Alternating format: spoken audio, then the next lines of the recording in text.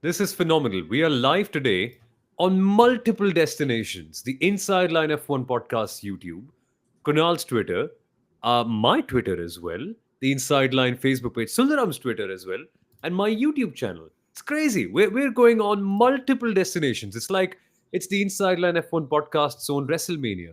Yeah, it is WrestleMania weekend. It's crazy. And we saw that level of drama and that level of action in the Formula One today, where the world champion took on a young contender. But we saw the young contender fended off as if it was absolutely nothing. For once, it felt like Max Verstappen was the desperate one trying to create something out of nothing. And at the end of the day, it's not Lando Norris who's the leader of the world championship anymore. It is Oscar Piastri. This is the Saudi Arabian Grand Prix review on the Inside Line F1 podcast. Welcome along, everyone. My name is Soumil. Of course, we've got Sundaram and Kunal with all of us. I commentate on the Hindi Formula One broadcast. Kunal works on the Norwegian Formula One broadcast, but he speaks in English over there.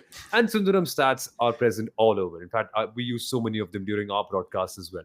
He is the stats guru himself. And this, guys, is going to be a live show where if you are awake at 2:17 a.m. India time, you can interact with us and tell us what you feel about the entire race. But let's start with you, Kunal. What do you feel about Oscar Piastri absolutely being nonchalant at Max Verstappen attacking him? Because to me, that's a moment that defines a generation. That it is. No, it is. It seems like that. It's the handing over of the baton which never happens in Formula One, literally. And I don't think it's necessarily been handed over. I know I maybe sounded more dramatic when I said that, but I'll tell you what. I got this feeling that Oscar Piastri did to Max Verstappen what Max Verstappen has done to hundreds of his rivals in the past while racing in Formula One. Let me elaborate. Okay. Firstly, Oscar got the better start. Offline P2, 5-8 meters behind in the staggered grid. He got that better start. We saw the numbers on Viaplay, 3 tenths quicker to 200 kilometers per hour than Max Verstappen. And mind you, we actually spoke of in the preview episode how this is just a 194-meter straight. So he got that jump on Max Verstappen at the start. Something we've seen Max do. Max has been phenomenal at his starts. Max just had a lot of wheel spin, and suddenly Oscar was, even more than halfway before the straight sort of ended, Oscar was ahead, which is why Max realized, oh my God, I've lost that position. I've got to do something radical. I'm going to do what I'm great at doing, take the outside and act like I didn't make the corner because, hey, Oscar's also going to brake late and not make the corner, which is why I think this was the second point where Oscar did what Max Verstappen does: dive bomb, go in late, make that corner, and act like, oh my God, but there was no space I could give a rival. And he was so lucky that he had a couple of his left tires, front and rear, on the good side of the white line. Otherwise, both the drivers would have been off track. So I think he just Max Verstappen. That's what I'm gonna say. Yeah. And for the first time, I saw Red Bull Racing and Max left without an answer. Max didn't have anything to say on the track. He didn't have anything to say in the post race interview. And Christian Horner had a lot to say, which means clearly there is not a lot to say when he actually brought out an image showing that I find it hilarious. He's done that so many times. An image showing that Max Verstappen actually was ahead at the apex of the corner. You can use that rule to the T as much as you want, Sundaram. But the fact of the matter is, he was not making turn one. In fact, not making turn two. My apologies. And everything from that point onwards seemed desperate. To me, the fact that they didn't even accept the fact that Max made a mistake there was crazier. Because had they just let Oscar go, maybe it would have kept them closer. Maybe they would have been, I don't know, a second and a half behind Oscar instead of 5 seconds behind, as they ended up being after the penalty. When is the last time you've seen Red Bull actually admit to them making a mistake, Oh, yeah? Because see, we often hear this saying that the race is never won on the first corner. I think in this situation, it really was won in the first corner, and I think, like you said, Max kind of realized that Oscar's kind of beaten him to the first corner, and there's really no way to kind of challenge for the win than by going off track and trying to make a race out of it. And see, what Red Bull is really trying to do, or what Max has always tried to do, is try to play the rule book, the regulations, the regulation that you need to be ahead at the apex. If you don't make the corner, that's a different story altogether. But if I am the car ahead at the apex, then I deserve to be given position. That's all that they're really playing into. I've really not seen the photographs that Christian's talking about, but if that's really the case, he probably has a valid point. But then I think it's the rule book that's a little flawed. If the driver can't make the corner that comes after it, it really is a very tricky situation in that regard. And what I also think is it's a very smart play to go off track and let the stewards decide who's wrong, because Max does understand that the stewards are a little inconsistent, and it also kind of builds a little bit of anxiety probably in the driver behind. I'm like, okay, when are the stewards going to give the penalty? When am I going to get the position? Am I going to get the position at all? How big is the penalty going to be? Is it going to be 5 seconds, 10 seconds? So you're trying to psychologically try and play your opponent, and by that time they've probably also worn down the tires a little. It's a smart play. I wouldn't say it's, you really have to be very ethical, and I think Max really knows that he has to play according to the rule book. I think it's a very smart way of doing it. I, I'll tell you what. I Hmm. think I was actually tuning in to watch 50 laps of a battle. And I think the one thing Max Verstappen did, and the FIA, of course, I think they've been consistent. Like Yeah. Sundaram also pointed out in 2021, Max did the same thing to Lewis, got a penalty, whatever. But I think the race was just decided within 200 meters, literally. One of the reasons Max wanted to stay ahead is how important clean air is, because Yeah. when Leclerc Yeah. was in clean air, there was a different story. When Norris was in clean air, there was a different story. So I think Max just cost us a great battle. He robbed us of a fantastic battle. And guys, actually, come to think of it, we are yet to see a worthy wheel to wheel battle in 2025. We have 5 races in, 6 if you count the sprint. I'm saying at the top. Papaya rules have avoided, or papaya rules have meant that the McLaren drivers haven't fought in Suzuka. McLaren Hmm. drivers didn't were told not to fight or whatever. They Lando couldn't go there, and sorry, Oscar was not allowed a chance. And then we've not yet had a battle wheel to wheel for the race win. I would say, and 5 races in, 6 if you count the sprint. And with drivers like Oscar Piastri who are able to hold position with such nonchalance, I think that just makes their case easier, right? You don't need to have a big fight to win. You just need to be good at one decisive moment. And there, Oscar was perfect. I hate to bring in other drivers to showcase how one driver is so good, but there have been times previously when Lando or other drivers, in fact, as well, have capitulated when Max has attacked them that way. Oscar didn't seem like that. As a 24-year-old, that level of maturity is insane. And it just dawned upon me when I was sitting after the race, after having done commentary, thinking, wow, man, this guy could well be a world champion already. Because last year, we were discussing about his struggles with qualifying and tire management. A year before that, we were just saying, oh, is he going to find a seat or not? I'm just messing up the timeline a little bit. You get the idea. But here we are now, and he seems complete. Leader of the World Championship, most wins this season, back-to-back race wins. I mean, I'm mighty impressed with what I see, and also the decisiveness in overtaking. He had one opportunity to get past Lewis Hamilton, and he took it with both hands. That was so impressive.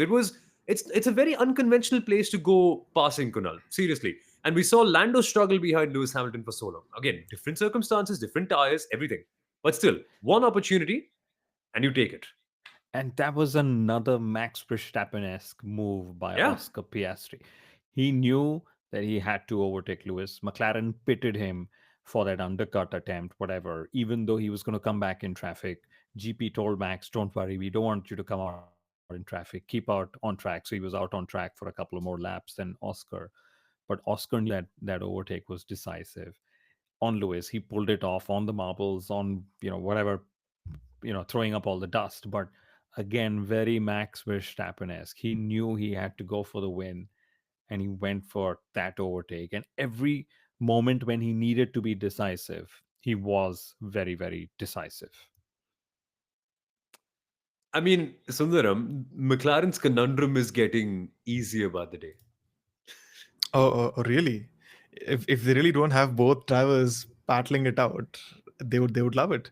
And I also think even in terms of strategy, Norris was just that much further ahead that it, although Piastri did say that it's hurting his tires, they're not that close enough. So like Kunal said, although we do expect to see Papaya rules come into play, or we expect to see these two drivers battling it out wheel to wheel, we've not really seen that. So the longer this extends, the better it is for them.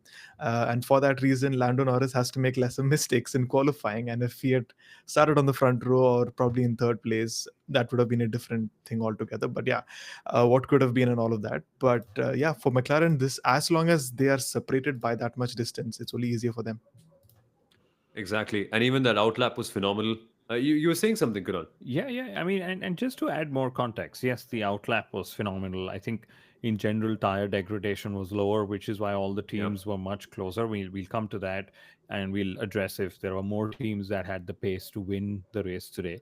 But still sticking to Oscar You're wearing the Piastri, color. since You're wearing the color. what It's color it's is a this? spoiler. It's Scarlet Ferrari, Rosso or I don't know, Corsa. something. Okay, yeah. But Oscar Piastri becomes the first driver since maybe Lewis Hamilton to win back-to-back races for McLaren. Who would have imagined that it would not No. be Lando Norris? Yeah, No, Lando it was Norris. Lando. It was Lando. Lando, When Abu has Dhabi, and Australia. Oh, no, no, one second. One see. second.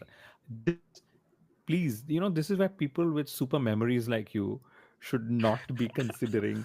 And yeah, I can never understand. Yeah, okay, whatever. George Russell has had a 15 race streak from last season to this season. Anyway, but Hey, I to mean, my again, you mind, can't in the blame him same because season, Shane Watson didn't know he had actually achieved a hat trick because he got two Yeah. wickets on at the end of one over and one in the other one. He's like, dude, did I get a hat trick or something?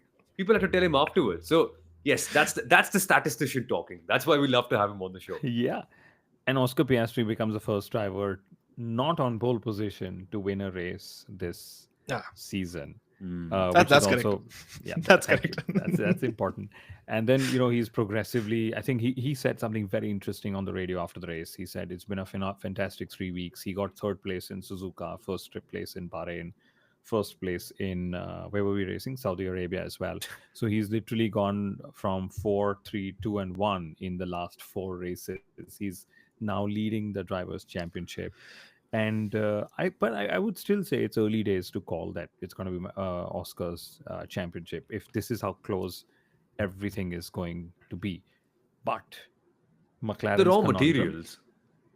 Yeah, the raw yeah, materials of a champion are clearly there. let's remember he's what 51 races in only. In Formula One, Formula 3 champion, Formula 2 champion.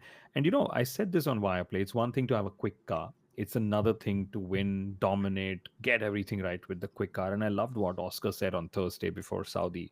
He said, I've been actually preparing for this all winter because I knew in the off season that we're going to have a quick car and that I will have a very good shot at the Drivers' Championship this year. And this could well be that big year in my career. You know, we very seldom get to see the lesser experienced driver kind of overshadowing the more experienced one. Looking at how teams nowadays want to not have two alpha drivers and really want to steer away from all the politics and the dynamics that really happens, you often see a driver who's that much good and one that's slightly lesser good, and you often never see them crossing paths. The last one you'd probably talk about is Nico Rosberg and Lewis Hamilton, eventually to through 2016. But I really like Oscar Piastri's arc that way, that he's someone who started on the back foot over the last 2 years, was able to match Lando, but at never point was able to get past him or really kind of dominate him. And what he's kind of done over these last 5 races, most race wins this year, most pole positions this year, has the most points this year, is leading the championship. That's a very good journey. It's a very good story about how Oscar Piastri's Formula One career has started. And he's only into his third season, so he's only going to get better and better. And that's something I'm very excited to see. How impressive was Piastri's overtake on Hamilton? Reminded me of Oof. Alonso on Schumacher at Suzuka, says Abhas. Firstly, Abhas, good morning. It's clear you've either had a long night or you're watching WrestleMania in the morning, just like all of us are. No, but thank you. But it's amazing, especially when you consider that the drivers were actually very critical of the marbles. Leclerc said this Yeah. in the cool down room after the race that, dude, the marbles were crazy. And Piastri went there to make it all happen. Sure, at that stage of the race, it might not have been as prevalent as it was towards the end. But nevertheless, what an overtake that was. and commitment, which actually then again this takes me back to something else because with Oscar we saw commitment, we saw great driving, but there were other drivers who showed that there can be the opposite of that too. Like this circuit really highlighted how smart or how quick quick you are as a driver. Like especially the final couple of corners or the final couple of DRS zones. We saw Lando and Lewis go head to head over there for three laps, three times, three Three different laps. opportunities. It took Lando the third time to be able to get past Lewis, who was driving in a slower car.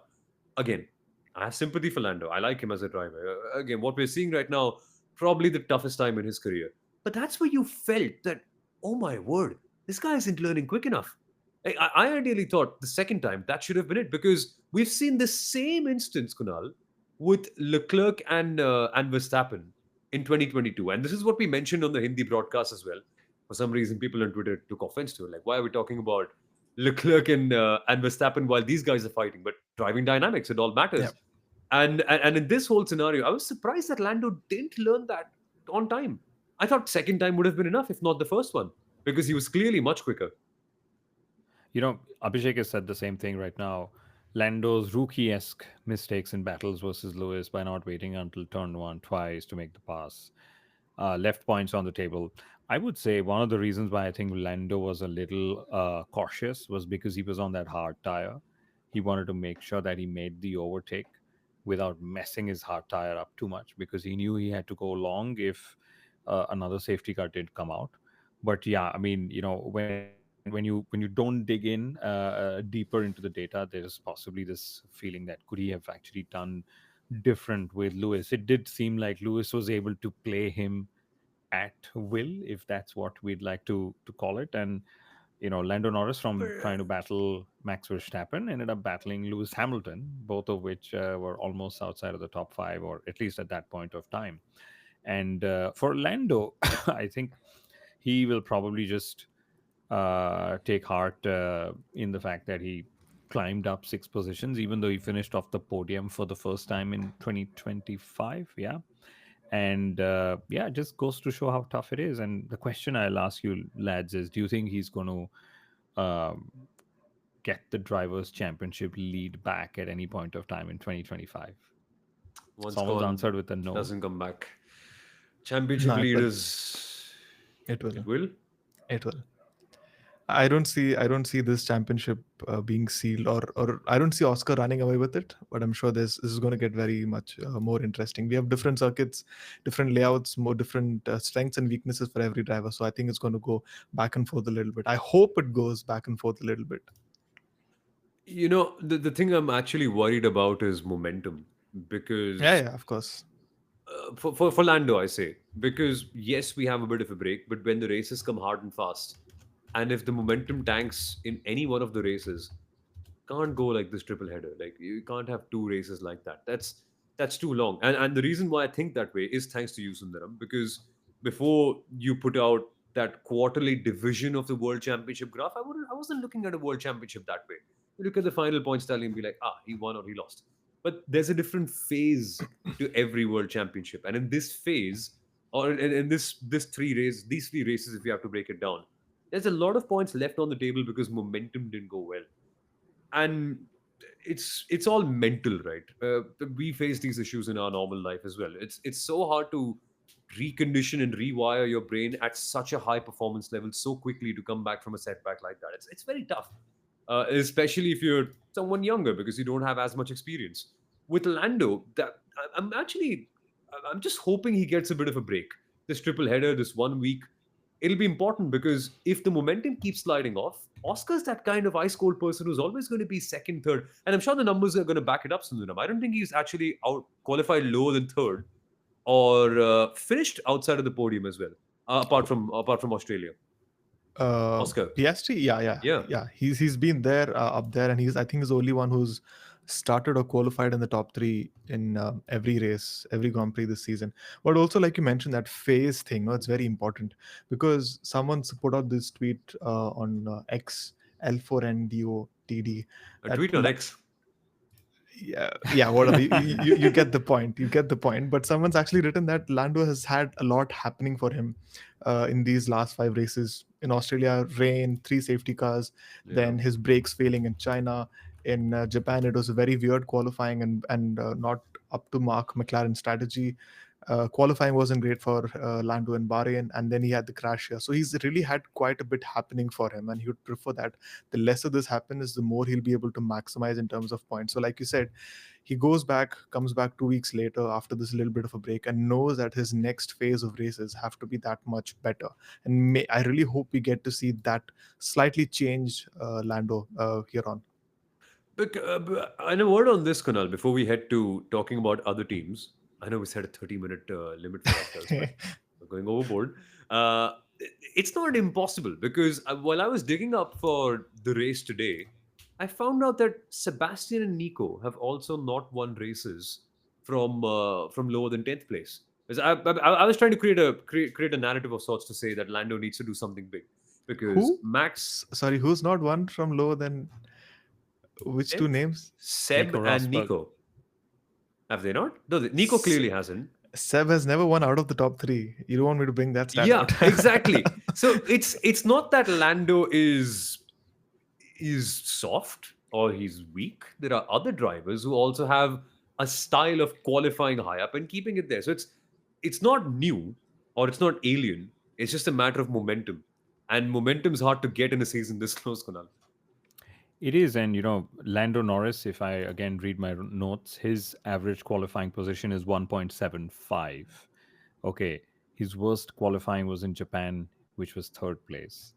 The next best is Max Verstappen, which is 3.2. And Norris is only fourth with 4.0 as his average qualifying position. Of course, Norris is undone by sixth and tenth that he had in Bahrain and in Saudi Arabia.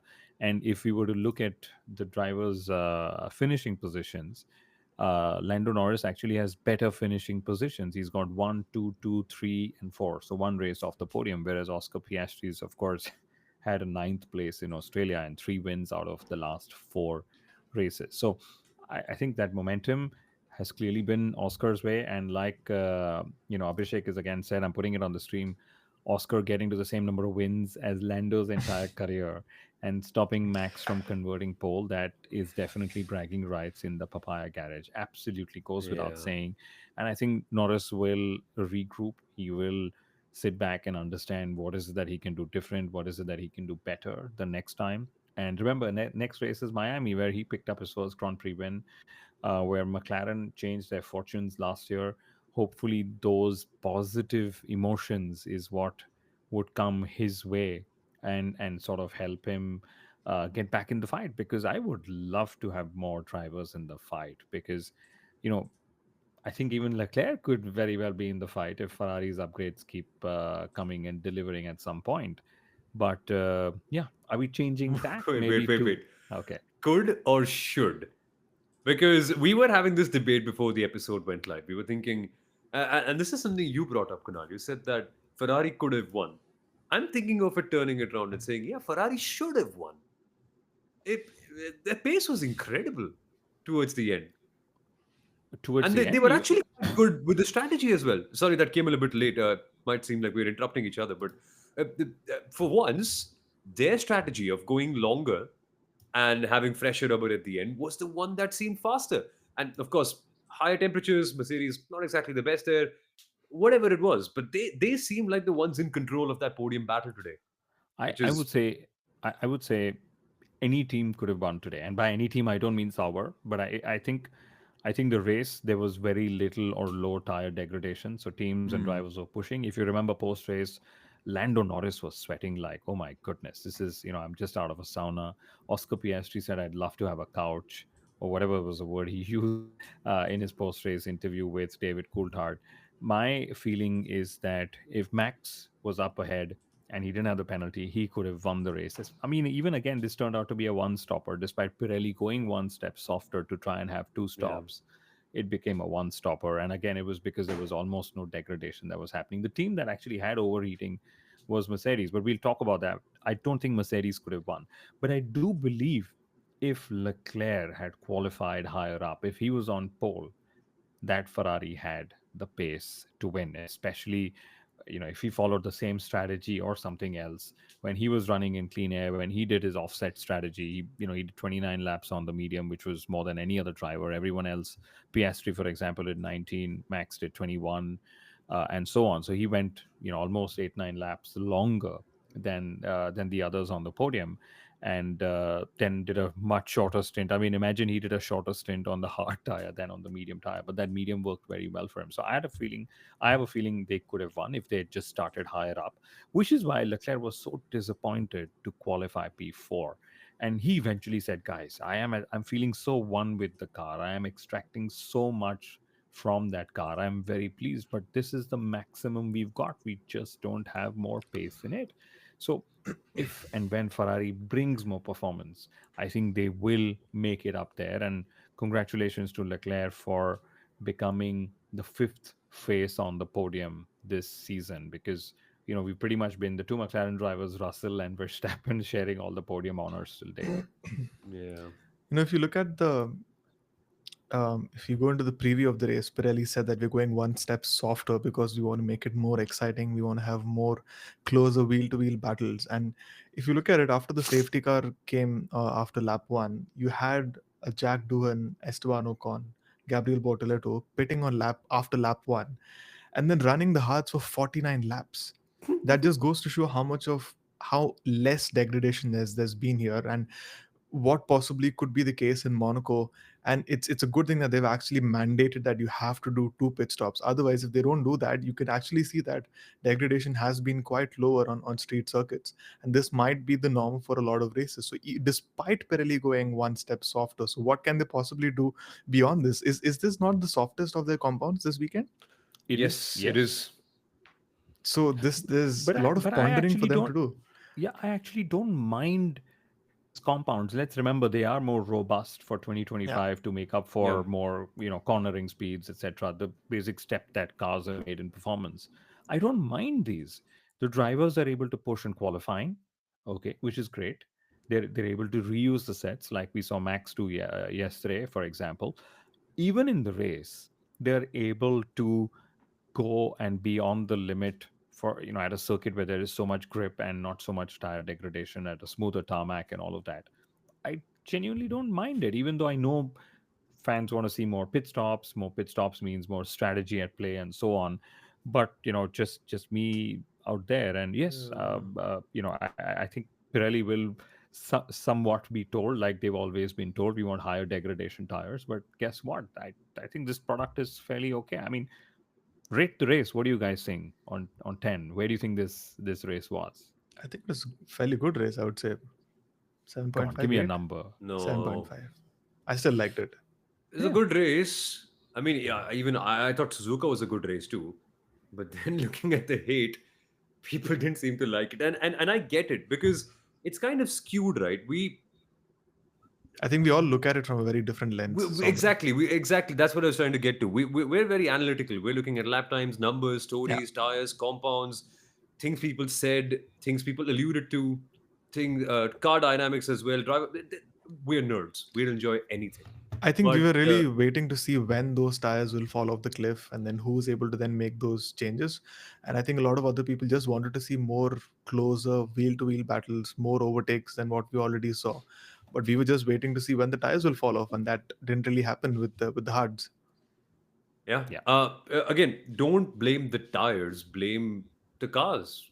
It's just what it is, and you can't even blame the circuits anymore now because this is top of the line of what you can get with a Formula One street circuit. It's incredible. It's near perfect, I'd say, apart You know, from you, the sh- you red should light at turn number 10. you should also blame the drivers. You see, we don't have a lot of drivers who just casually crash. You also have a very capable lineup of drivers who very seldom crash. We have lesser Yeah. DNFs than we would probably see in the last couple of years. So there's lesser safety cars and all those sort of things. So who are you going to blame it on?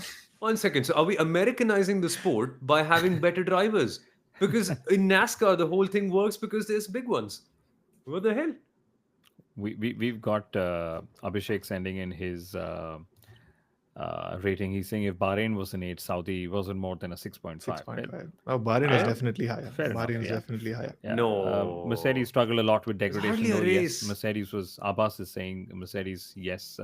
In fact, they didn't have Yeah. much of FP2 running, and that's what cost them with a lot of overheating, degradation. That's what cost George Russell, for once, wasn't up in the running for the podium. He actually said that the Friday running cost him. He finished fifth again, which is where he's finished. If he's not on the podium, he finishes fifth in a race. But going back to the rating, I would say it was 8 or 9 on 10. I mean, there was just so much happening. But That's One always second. Kunal's ratings. That's always Kunal's ratings. So let's just pull it back a little bit. Hockenheim 2020, sorry 2019. What's that, Kunal? Is that off the Richter scale or did we race in Hockenheim in 2019? I have no Yeah, memory. you arguably don't the remember? greatest or the best race of Wa- all time, highest rated race at least. Wasn't it? Who rated Was that? that where Sebastian Vettel went in? No, the Was year that? after. Remember the one where the Mercedes had the special front wing, the white colored one to celebrate Yeah, the centenary or the 125th year or something like that. I don't know. It's something cool. You guys are insane.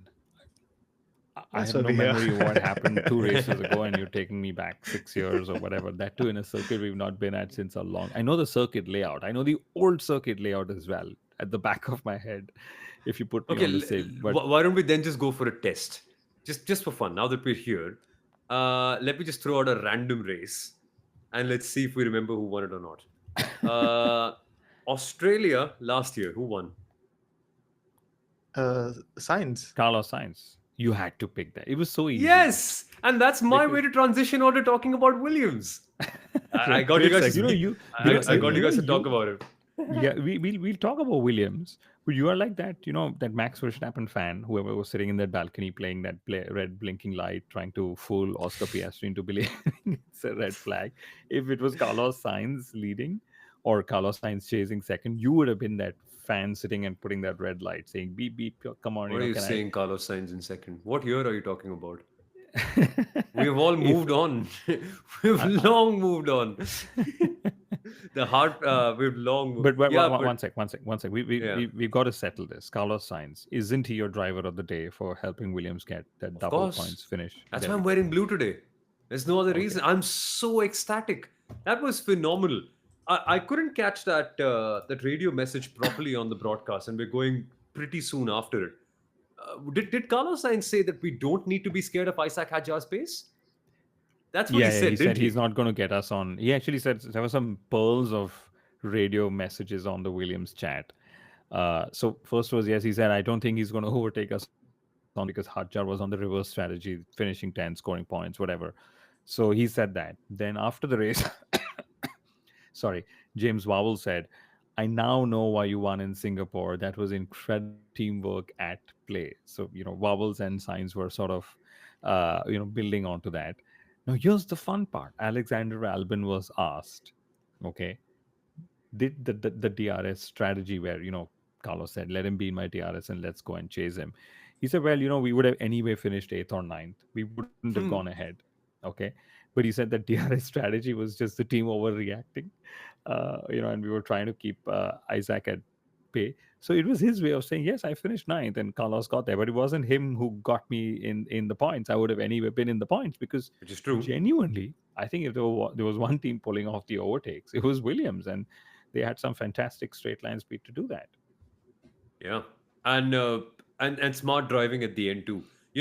On the broadcast, I got so excited because this was a battle of generations, of strategies, of teams, and also of vastly different career circumstances. I felt it was thoroughly enjoyable the last few laps, and just seeing how Isaac Hadjar was very determined to get that. The raw pace was quite good, but then again, Williams are the real deal now, Sundaram.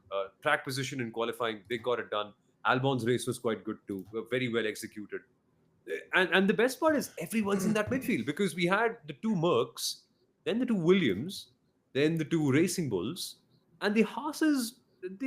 Okay, they had tough qualifyings, but they weren't too bad that way.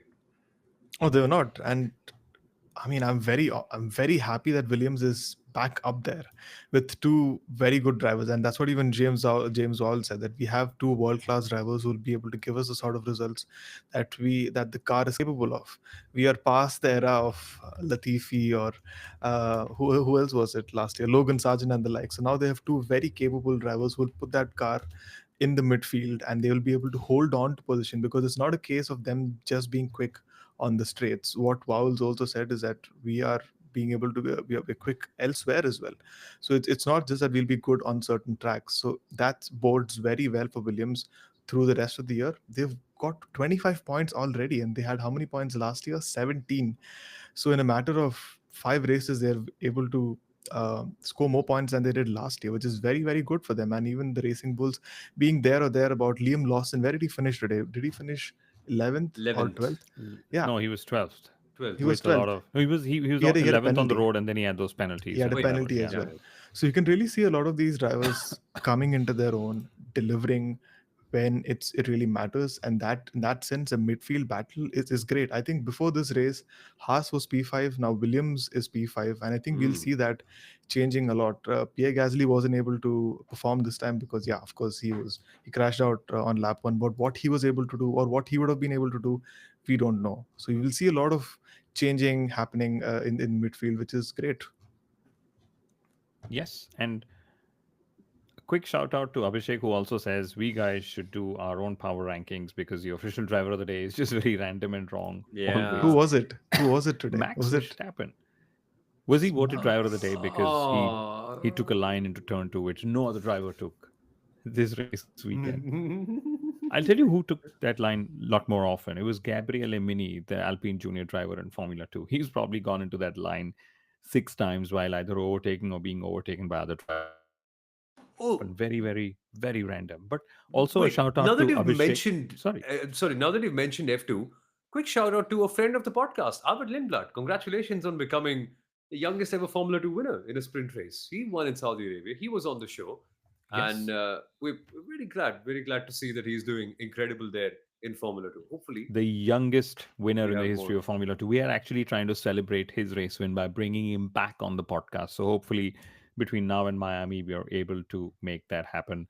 But a quick shout out to another couple of winners. So Abhishek Ramesh voted for a Red Bull win. He knows almost could have happened. There was also Keshav Kumar who also voted for a Red Bull win. Thank you for interacting with us on Instagram as well. You guys are definitely the fans of the day, even if y'all weren't the ones holding that red torch. Yeah, at turn 10 as well. But should we just pick our own drivers of the day and then Yeah. see where we go with this?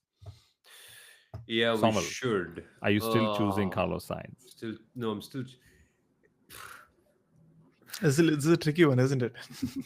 So, I mean, it's a very tough spot because with Carlos, he did a Carlos Sainz race. It's nothing spectacular. It's not phenomenal. We could go the easy route and say Oscar Piastri driver of the day, but that's the obvious. We guys don't do obvious, do we?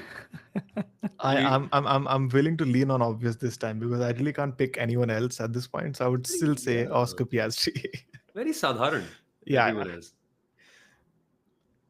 Somal, are you all both picking Oscar Piastri? Come on, we I'm can't have picking repeat. Oscar. I I'm picking Oscar.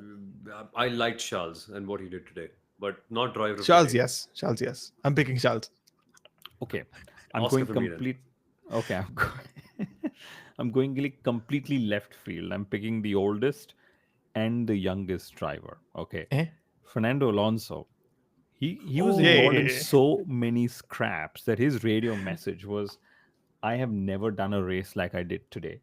Never in my 25 years.